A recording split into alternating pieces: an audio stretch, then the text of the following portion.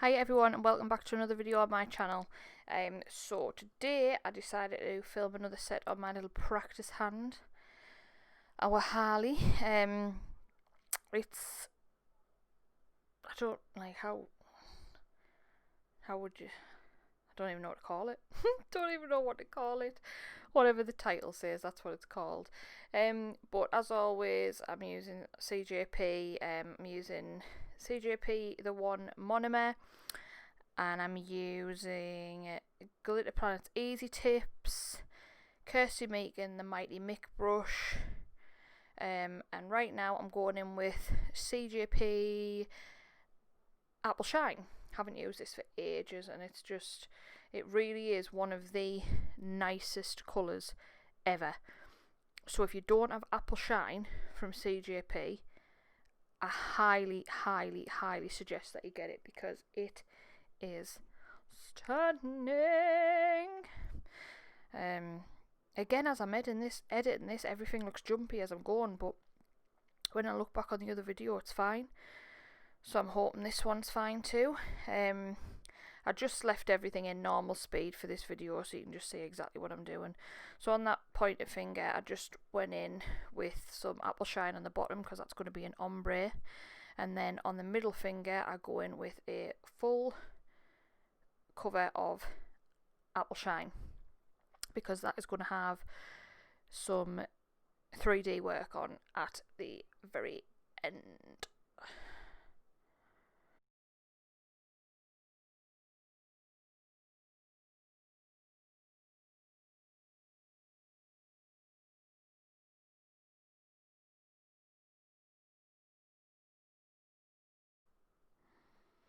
So how's everyone doing anyway? I'm not too bad.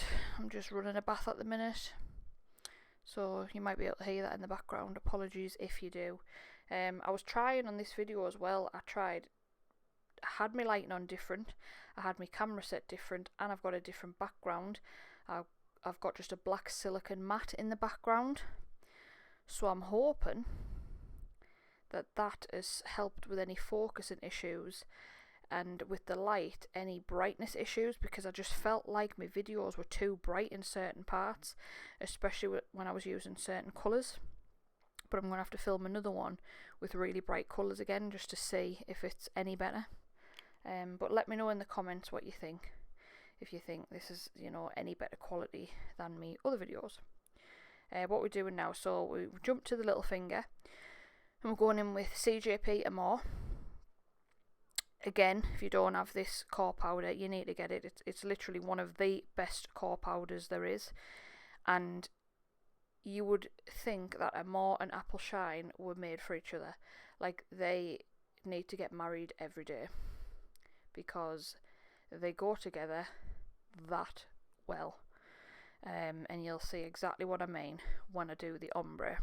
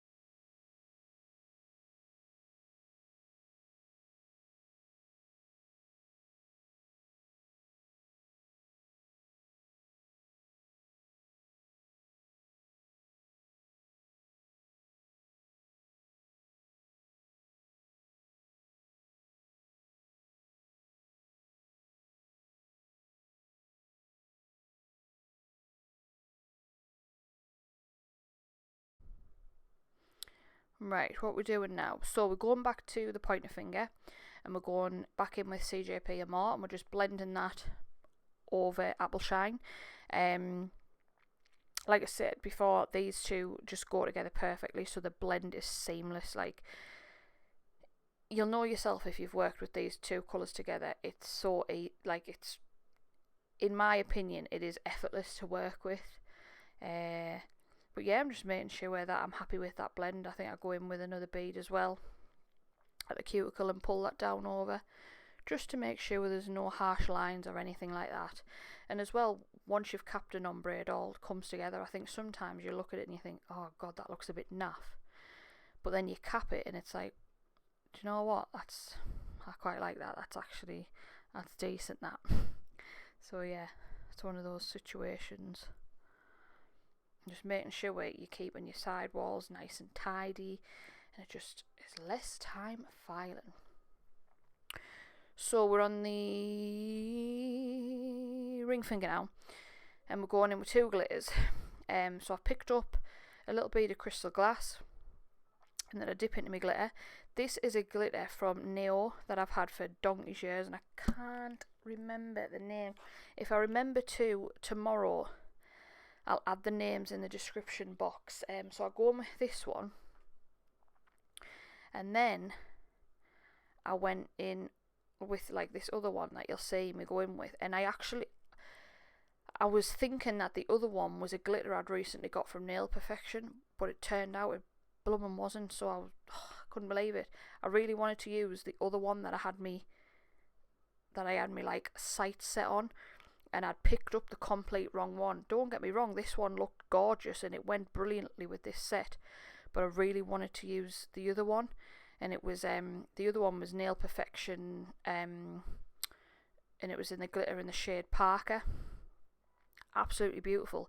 It's more blue tone than this. This was more on the green side, so in a way I guess this actually matched better, but I was still gutted that I picked the wrong one up, but never mind.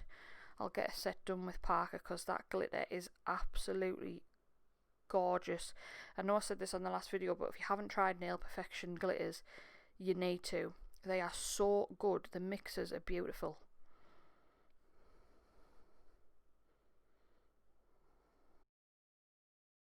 And then all I'm doing on the little finger is just literally just whacking a few bits of that green iridescent-y type of glitter, just bopping it on anywhere really. There's no rhyme or reason, no specific way of doing it, just whacking it on really until I think, yeah, that looks decent, nice one, and then I leave it. So what I'm doing now is I'm capping my crystal glass. As always with an ombre, I just cap the blend. You don't need to add any bulk at the cuticle because you should already have your apex there. So I think I show you me capping the first nail and second nail, and then I randomly leave out the ring finger, which is the glitter one, but then I wanted to leave in me capping the little finger because at that point, I'd changed the camera angle, so I wanted to see what it looked like from that different angle. So if you wonder why you think, well, why she left them two in, but then she's missed the other one and then left the other one, I had a reason. There was a method behind the madness.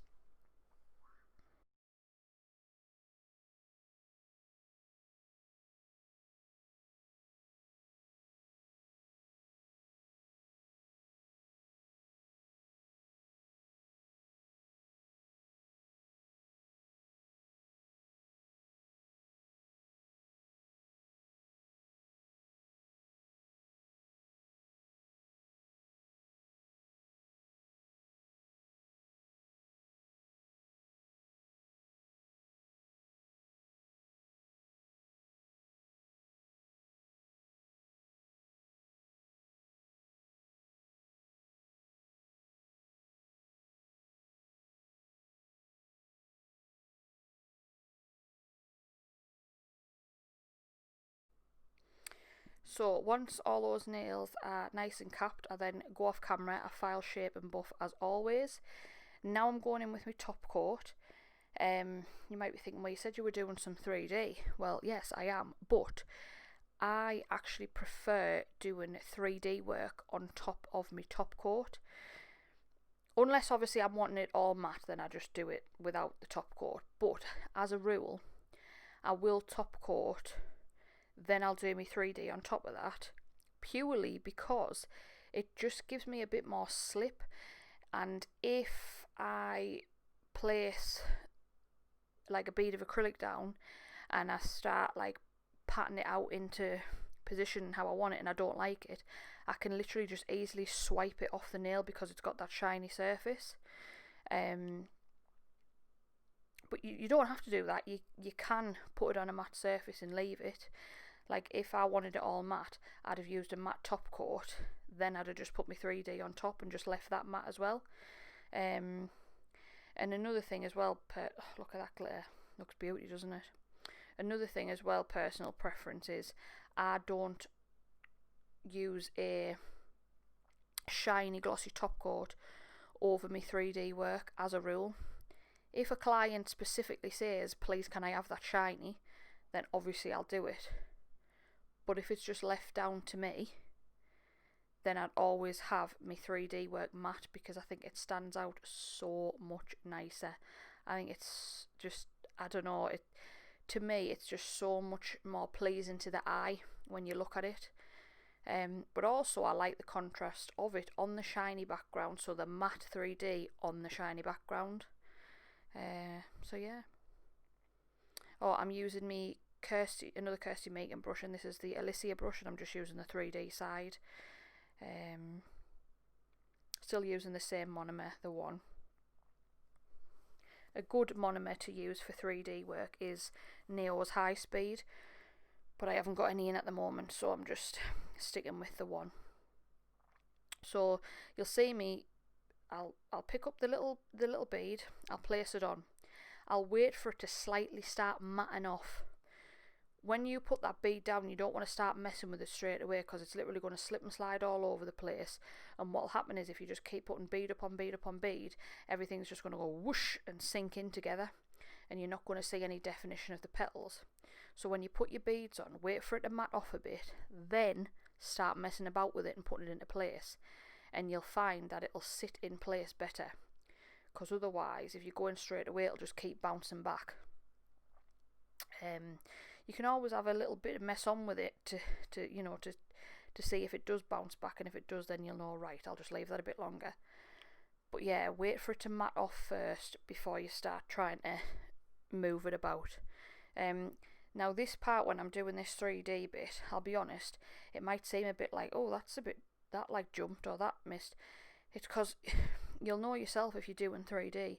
You've got to like contort your arm all over the place and be at certain angles to get like certain things in the right place. And I just thought, well, what is the point in leaving clips in where you literally cannot see a thing I'm doing? So all the bits where like my hand is completely in the way, I've cut out. And I've just left in where you can actually see the bits that I am doing something. Otherwise, it would be like a super long, boring part of the video with literally just my big fat hand on camera, and quite frankly you see enough of my big fat hands on camera, never mind it just taking up the whole screen, because that's just gross. Anyway, so I've done that. It's sort of like a rose typey situation-y thing, and then I'm just going to do two little petals, leaves, whatever, just sort of falling away from it. I only show the one, but I do another one just slightly to the left and below it. So I'm just I'm just pulling that into shape, and once that starts matting off, I just tilt my brush, and you can see it's just popping some little indents in there just to give it a little bit of texture, and it just, just gives it a little bit like and then there you can just see that flower finish there. And that is the finished look, everybody. Hope you enjoyed this video. If you haven't already, please subscribe and leave a comment down below. Take care, everyone. Bye.